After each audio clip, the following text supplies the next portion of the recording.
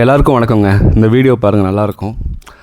இவனை போன 2 மாதத்துக்கு முன்னாடி நம்ம ரெஸ்க்யூ பண்ணோம். சுத்தமாக ஓட்டை, நம்ம மருந்து கூட உள்ளே போட முடியாது. ஏன்னா மாறி உள்ளே மருந்து போயிடுச்சுன்னா அவனுக்கு ரொம்ப ரிஸ்க்கு. ஸோ அதனால் அவனுக்கு டேப்லெட் மட்டும் கொடுத்துட்டு அதுக்கடுத்து நல்ல ஃபுட்டு. ஏன்னா இவன் வந்து ஃப்ரெண்ட்லியும் கிடையாது. நம்மகிட்ட போய் விடும்போது அவனுடைய உண்மையான பாசம் தெரியும். ரொம்ப நாளாக நம்ம ஷெல்டரில் தான் இருந்தான். அவனுக்கு இன்ஜெக்ஷன் போடும்போது கூட நெட்டு போட்டு அமுக்கி தான் போட்டோம். அது மாதிரி வண்டில் ஏற்றும் போது ரொம்ப கஷ்டப்பட்டோம்.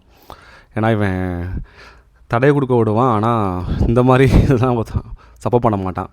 நேற்று போய் இறக்கி விடும் போது எனக்கு இன்ஃபார்ம் பண்ணாங்க, அவங்களுடைய பையனும் அவங்களும் வந்தாங்க.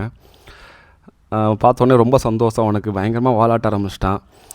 எனக்கெல்லாம் ஆச்சரியமாக இருந்துச்சு. ஏன்டா உன்னை ஏற்றுறக்குள்ளேயும் பாடாப்பட்டோம், உனக்கு மருந்து போடவும் முடியல, உனக்கு ஒரு ரேபிஸ் இன்ஜெக்ஷன் வேக்சின் போடுறதுக்கும் நாங்கள் மல்லு கட்டினோம், மாத்திரை சாப்பாடு அவ்வளோதான் உனக்கு கொடுத்தோம். இறக்கி விட்டதுக்கப்புறம் பயங்கரமாக குழந்தையாக மாறிட்டாங்க. என்னடா இவன் அக்ரெசிவாக இருப்பானே, வெளியே இருந்துருவானா அப்படின்னு யோசித்தா அது குழந்தை கூட நல்லா விளாட்றான். ஸோ அவ்வளோ எப்படி சொல்கிறதுங்க, இவங்களுடைய உலகம் வந்து இவங்க தான். நானும் என் ஷெல்டரோ கிடையாது, உலகம் இதுதான். அவ்வளோ சந்தோஷம் அவனுக்கு. ஜாலியாக வீட்டுக்கு வந்துவிட்டோம். எப்படி ஸ்கூல் முடிஞ்சு எக்ஸாம் முடிஞ்சு எப்படி பிள்ளைங்க சந்தோஷமாக வருவாங்களோ வீட்டுக்கு, அதே மாதிரி அவங்களுக்கு ரொம்ப சந்தோஷமாக இருந்துச்சு. பரவாயில்ல, நல்லபடியாக ஆறிடுச்சுன்னு. இன்னும் கொஞ்சம் இருக்குது, பட் அது பல மாதம் ஆகும். அது இனிமேல் பெருசாக வாய்ப்பு இல்லை.